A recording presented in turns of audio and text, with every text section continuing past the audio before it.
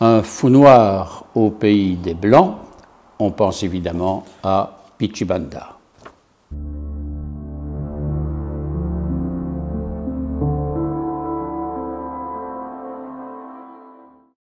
Bonjour. Bonjour, monsieur. Nous connaissons bien sûr Pichi Banda à travers ses spectacles, à travers ses livres, à travers ses réflexions. Et aujourd'hui, nous le rencontrons parce qu'il vient de rédiger un livre qui s'intitule « Prêtre africain en Europe ». Alors merci, Pichi Banda, d'être notre invité aujourd'hui.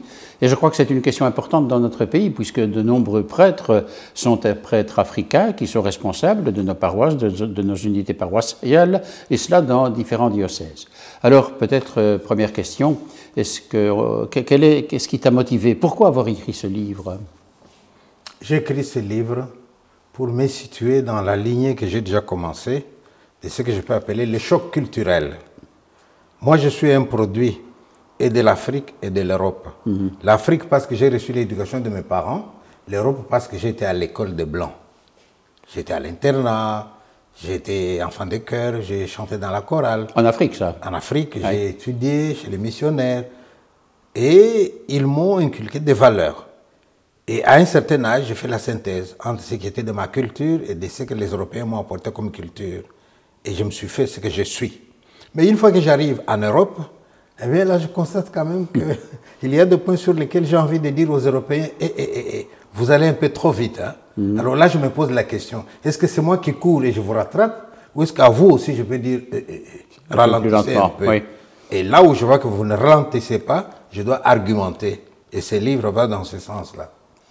Alors il y a bien sûr le livre qui commence par la description de la vie pastorale, de la vie d'un prêtre. Il s'appelle Alphonse dans le livre. Il a été ordonné en Afrique, il a vécu en Afrique. Et alors il y a la description de ce qui se passe, ce qui est évidemment très différent de chez nous. Le prêtre est un notable là-bas. Le prêtre était notable en Afrique et il le fut en Europe aussi. Oui. Si jamais dans un village, le président de la République ou le roi arrive dans les stades, il y aura les curés. Moi, j'ai travaillé dans un village de brousse à l'époque où la dictature était tellement forte qu'on maltraitait les gens. Il y avait une barrière sur la route où les militaires rançonnaient la population. Mais la population s'est tournée vers les curés. Et les curés, c'était un Européen. Père, on ne sait plus passer. On nous rançonne, on prend notre poisson. Et lui était celui qui pouvait encore arriver à la barrière et dire aux jeunes militaires, vous m'enlevez ça tout de suite, enlevez ça. Et ça se faisait. Et ça se faisait. Donc voilà, ça c'est le curé dans ma culture à moi. Ensuite, ne l'oubliez jamais, les missionnaires qui sont venus chez nous, mais ils ne viennent pas que pour dire la messe. Là où il y a eu la mission, il y a eu un centre de santé. Là où il y a eu la mission, il y a eu un collège. Là où il y a la mission, il y a eu une amélioration au niveau même de l'agriculture.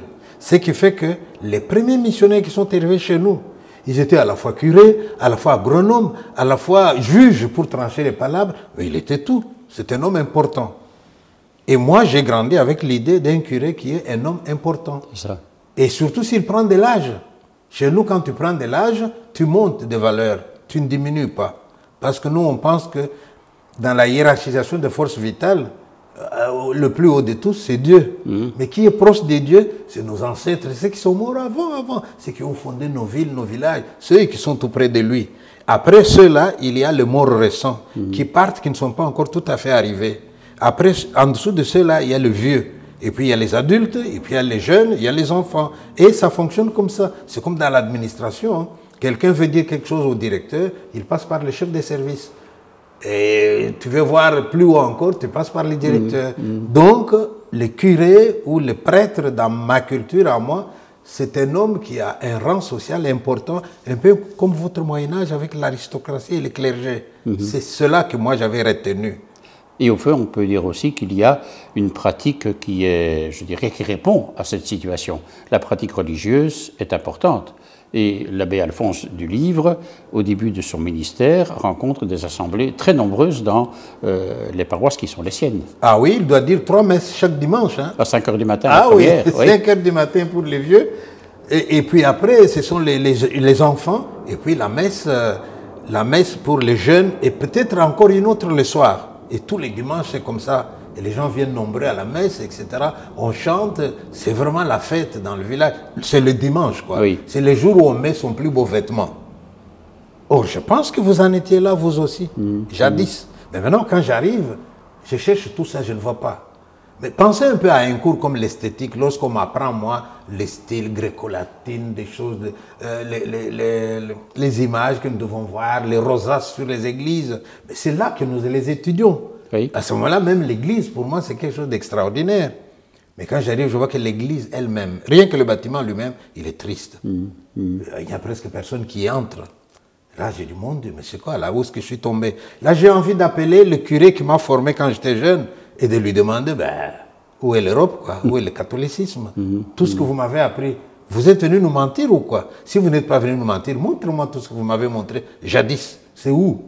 Vous voyez, ça perturbe quand même. Alors, ce fameux abbé Alphonse, dans le livre, va venir en Europe, en Belgique même, et il répond à l'appel de son évêque. Mais l'évêque lui-même avait reçu une demande des évêques de Belgique, si j'ai bien compris, pour qu'il y ait des prêtres africains qui viennent renforcer les prêtres ici en Europe. C'est cette situation-là, c'est à cela qu'il a répondu.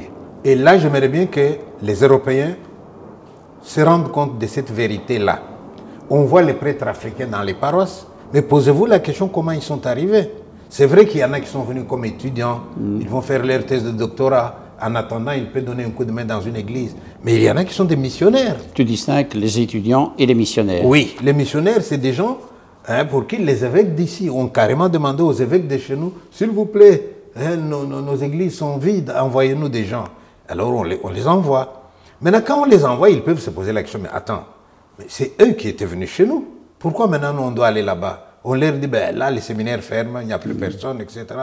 Alors ils viennent avec une mission. Ils viennent chercher les brebis égarées que vous êtes. Alors à ce moment-là, il y aura peut-être un problème au niveau même de l'idéal, quoi. Qu'est-ce qu'il vient chercher? Il veut ramener les brebis. Mais on peut dire qu'il y a, et c'est l'expérience de ce prêtre dont tu parles dans le livre, un choc culturel qui est une véritable fracture. Oui, un choc culturel qui est une véritable... qui est une... qu'est-ce que vous avez dit? Fracture, parce que ça s'est traduit même dans les gestes, dans ce qui doit se faire comme travail. Imaginez, moi je suis en train d'imaginer un prêtre chez moi, il reçoit un couple de gens qui veulent se marier. Mais le couple va respecter tout ce que le curé va dire. Voilà, ça, etc. Les derniers jours, voilà, ça sera, je vous mets l'anneau. Ils ne remettent pas en question. Ils ne les remettent pas en question. Mais ici, un chrétien est capable de dire au curé, non, ne prolonge pas trop. Hein. Notre Père, c'est bon, on s'arrête au Notre Père, ou encore, pour les meilleurs et pour les pires, jusqu'à ce que la mort ne nous sépare. Mais non, hein, monsieur le curé, ça je ne peux pas dire. Hein. Je vais dire, je vais aller le plus loin possible. Je ferai mon effort. Mais jusqu'à ce que la mort ne se sépare, ça je ne peux pas dire. Hein. Tu as vu ce qui se passe autour de nous? Mais ça, c'est un débat qui, dans mon pays, n'aura même pas lieu. Ou tu respectes ce que je te dis, ou tu t'en vas. Et ils sont tellement nombreux qui veulent se marier que ça ne fait rien aux prêtres. Tandis qu'ici, si vous parlez comme ça, il part et vous êtes triste parce que vous auriez pu bénir quelqu'un, mais là, vous n'avez personne à bénir. Donc, je pense que chez nous, il y a une demande, il y a une foi encore vivante. Tandis qu'ici, je ne suis pas dans la comparaison et les jugements. Les gens vous diront, ben, c'est moi-même, quoi, c'est mon libre arbitre. Quoi. Tu parles beaucoup, par rapport à l'Europe, du libre arbitre. C'est un peu une des clés de lecture de la situation? Oui, je parle du libre arbitre. Pourquoi? Parce que dans mon pays, je ne dis pas que nous c'est mieux. Hein. Vous verrez encore quelqu'un qui vous dit, oui, mais dans la Bible, il est quand même écrit. Donc, il se réfère quand même à la Bible. Se référer à la Bible, c'est faire confiance en ceux qui ont rédigé la Bible, ceux qui ont étudié la Bible, ceux qui enseignent la Bible. On se réfère à eux comme référence et puis on peut se guider dans la vie. Mais beaucoup ici, souvent j'ai entendu ici, ça me regarde, c'est mon problème. Tu n'as rien à voir avec ça. C'est moi qui vois. Ben, donc c'est moi qui juge. Or, moi personnellement, Pichimanda, j'ai envie de me dire à moi-même, sois un peu petit. Diminue un peu le moi. Là. Quand le moi devient trop grand, il nous perd quelque part. Dire moi, ouais, d'accord. Et tous les autres là, c'est des imbéciles. Oui. Mais on peut dire que ce choc culturel dont on parlait se vérifie à tous les niveaux. On invite le prêtre à aller dire la messe, on lui dit que les gens l'attendent, il s'imagine une assemblée pleine et bondée, et il trouve même pas ou à peu près 10 personnes dans l'église. C'est quand même autre chose que ce qu'il a connu. Ah oui, parce que sous d'autres cieux, on ferme même les portes. Hein, tellement il y a des gens là-dedans, on ferme les portes. Et le pauvre Alphonse, il arrive, il dit, fais vite, les gens sont déjà là pour commencer la messe. Et il arrive, il regarde, il dit, mais où sont les gens? Ben, ils sont là. Et il regarde, il y en a 7. Alors il va même demander, et la chorale? Mais non, tu as un appareil de musique, tu appuies ici, les chants vont sortir là-bas. Oh là là. Et là, c'est vraiment... À ce moment, il peut se poser la question, qu'est-ce que je suis venu faire là? Ah oui. Et si moi on me pose la question, qu'est-ce que je suis venu faire là? Est-ce que ça valait la peine de quitter 1000 ou 2000 chrétiens là-bas pour venir m'occuper de 7 personnes en Occident? Mais là, je réponds au curé, si s'il me posait la question, je lui dirais, ben, il y a quand même la 100e brebis qui compte autant que les 99. Donc, fais ton travail. Mais à ce moment-là, lui, voyant qu'il est tout seul, il n'y a que 7 personnes, il va se donner pour mission de ramener les brebis perdues. C'est ça. Soit par sa manière de prêcher, parfois ils sont très dynamiques, vivants, les curés africains, parfois ils font venir une chorale africaine, ça chante et tout le monde est content, et il y en a qui disent non, je vais aller là-bas, on chante bien. Et petit à petit, il peut se donner cette mission-là de ramener les brebis perdues. Oui. Faudra-t-il encore que les brebis acceptent qu'elles sont perdues? Oui, justement. Mais ce qu'il y a aussi, c'est que ces situations sont à tous les niveaux. Il va dans un camp de jeunes, il va dans une maison de repos, il va dans un hôpital. Partout, il y a cette rupture entre ce qu'il a connu et ce qu'il voit ici. Alors, est-ce que, d'une certaine façon, le prêtre africain a comme mission de venir un peu... j'allais dire, redresser les torts de ceux qui sont les brebis perdues, comme tu dis, et finalement de faire alors un discours très, très moralisant. Est-ce qu'il n'y a pas ça comme risque? On les lui reproche d'ailleurs. Dans certaines paroisses, on lui reproche, il est trop moralisant, hein, il donne des conseils, c'est pas sérieux ça. Mais comment voulez-vous qu'il ne donne pas de conseils? Comprenez-le. D'où il vient, il est parmi les intellectuels, les plus hauts intellectuels du village. Alors s'il y a des renseignements sur le plan mondial, sur le plan intellectuel, sur le plan scientifique, c'est lui qui les donne. Mais c'est vrai qu'il arrive dans une culture où beaucoup de gens ont étudié, ils prétendent savoir. Mais lui, tout dépend du ton qu'il va adopter. Moi, ce que j'ai dit aux prêtres africains, observe d'abord, apprends à parler aux Européens. Quand je dis apprends à parler aux Européens, ça veut dire que même chez nous, parfois, eux, les prêtres africains, chez nous, ils exagèrent parfois. Ils sont tellement dans une relation verticale et ils donnent des ordres. Et ça se sent même dans leur discours, ça se sent même dans la longueur même de leurs sermons. S'ils avaient les choix, mais ils nous feraient des sermons de 45 minutes, comme il faut en Afrique. En Afrique, la messe dure 2 heures. Et si jamais j'ai des problèmes, je vais sortir au milieu de la messe, je suis encore capable de dire, attendez, c'est dans quelle partie de la messe puis-je encore sortir? Est-ce que j'ai déjà dépassé la consécration? Est-ce que bientôt la communion? Est-ce que je peux profiter peut-être de la communion et aller vite? Mais ici, ça sera, je regarde ma montre, c'est la montre. Mais j'essaie de comprendre, de dire, oui, il y a peut-être quelqu'un qui est malade, qui prend son médicament à midi. Et s'il est midi, il faut qu'il prenne son médicament. Et si le curé africain est là avec un sermon de 40 minutes, il a... Bon, comment concilier tout ça? Dans la paroisse, je suis venu, mon curé, c'était le père Luc. Le père Luc, il m'a beaucoup amusé aussi, parce qu'on entre dans la messe, il va dire, bon, la messe va commencer, n'oubliez pas de rallumer vos téléphones après la cérémonie. Là, je dis, tiens, et là j'ai appris. Ou encore, il va dire, vous savez, quand il y a des messes comme mariage, baptême, première communion, parfois il y a des invités qui viennent alors qu'ils ne sont pas habitués à venir. Et là, je sais que le père Luc va se dire, tous ces gens qui viennent comme ça au moment de la communion, ils voudront venir parce que c'est la mode, quoi. Alors vous allez l'entendre dire, nous allons prendre la communion, celui qui ne se sent pas prêt, qu'il ne se sente pas obligé de s'avancer. Et tout ça, j'ai retenu et j'allais étudier la chose. Mais l'Africain, il vous dira, si vous ne... J'exagère, oui. Si vous ne vous êtes pas confessé, n'avancez pas. Hein? Ou bien il va dire, taisez-vous, c'est le moment de... Et si les téléphones sonnent des fois, qu'est-ce que j'ai dit? Donc j'ai dit fermez vos téléphones. Le langage est direct. Mais ce langage direct vient aussi du fait que moi déjà, en tant que papa d'une famille nombreuse, mais si jamais on a fini de manger et que moi devant mes 6 enfants, j'ai dit il serait peut-être bon que quelqu'un voit s'il peut débarrasser. Mais il n'y a personne qui va débarrasser. Chacun dira, je pensais que c'est mon frère qui le ferait. L'autre, je pensais que c'est ma soeur. Non, nous, c'est... Et on a fini. Christelle, c'est toi qui débarrasses la table. D'accord? Oui, papa. Tu as compris ce que j'ai dit? Oui. Qu'est-ce que j'ai dit? Eh, papa, ça va? Tu as dit que je dois débarrasser. Et je débarrasse. Bon, c'est un peu un style direct où les choses sont dites de manière claire. Mais ici, on dit aussi beaucoup de choses par le non-dit. Vous voyez? Est-ce que c'est recevable dans notre culture occidentale d'aujourd'hui? Ah, moi, je pense que c'est recevable. Tout dépend de la manière dont les curés peuvent s'y prendre. La preuve, c'est que moi, Pichi Banda, sans être prêtre, rien qu'en tant qu'artiste, qu'est-ce que je n'ai pas dit aux gens qui sont passés? Des gens qui m'écrivent, qui témoignent, qui m'appellent au secours et qui vous disent telle parole que tu avais dit, je n'ai pas oublié. Mais ces paroles, comment est-ce que je les dis? Moi, je ne suis pas quelqu'un qui va dire aux Européens, vous êtes des racistes. Hein? Quand je me mets le long de la route pour faire l'autostop, il n'y a personne qui me prend.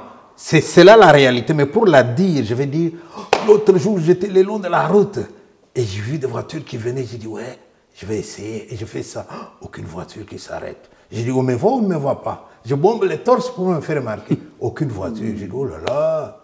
Et quand je dis ça, vous voyez un silence dans la salle. Mais je vais tout de suite ajouter, mais vous n'avez qu'à vous demander, hein, vous qui êtes dans la salle, comment vous aviez réagi vous aussi, lorsque ces jours-là, vous avez vu quelqu'un comme moi, qui faisait ça le long de la route. Là, vous voyez tout le monde qui regarde par terre. Hein.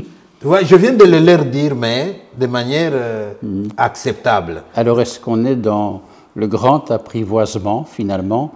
Je pense à un passage du livre aussi où il y a un mariage d'Européens qui est fait et auquel participent des Africains, à la fois le curé mais des familles, pour réduire les prix, pour faire en sorte que ce soit une fête, mais que ce soit une fête accessible à tout le monde. Enfin voilà, est-ce que ce passage-là est un peu significatif de l'apprivoisement dans lequel peuvent se situer les choses? Oui, c'est un passage où j'essaie de réapprendre à l'Européen à être riche, parce que lui, à force d'être riche, il est en train de s'appauvrir. Je vais vous donner un exemple. Vous organisez une fête et vous présentez une bouteille de vin et vous me mettez puis tu prends du vin, tu me donnes un verre, je prends mon verre, j'aurai du plaisir. Mais en même temps, vous allez voir un Européen qui sort aussi un verre de vin, mais on me dit que c'était un millésime de 1900, je sais pas, 40, et que cette bouteille-là, elle coûte 300 €. Mais le plaisir que vous allez avoir avec votre bouteille de 300 €, je l'ai eu moi avec une bouteille de 7 €. Alors de nous deux, qui est le plus riche? Celui qui peut encore se contenter de peu ou celui à qui il faut une bouteille de 300 pour ressentir la même chose que moi j'ai ressenti? Sur ce point-là, je pense que à force de chercher, de gonfler, de vouloir être riche, on devient finalement plus pauvre. C'est ça. Mais donc aujourd'hui, il y a. Comment est-ce qu'on peut envisager l'avenir? Est-ce qu'il y a des chemins possibles, des passerelles? Quels sont les bons sujets, les défis à relever? À quel niveau faut-il se situer? Moi, je pense qu'il y a beaucoup de défis à relever dans ce pays. Quand je dis défis à relever, c'est-à-dire le problème se pose à nous tous, à vous, à moi, à tout le monde, aux Européens, aux Africains, d'accord. Mais moi, ce que j'aimerais, c'est que l'Européen accepte d'abord que l'Africain peut aussi lui apprendre, peut aussi lui dire quelque chose. Je n'oublierai jamais un jour, moi-même, c'est moi qui avais la parole, je parlais, et les gens ont beaucoup aimé, les gens ont applaudi, mais quelque part, il y avait un Européen, un prêtre en plus, qui a eu mal de ce témoignage-là.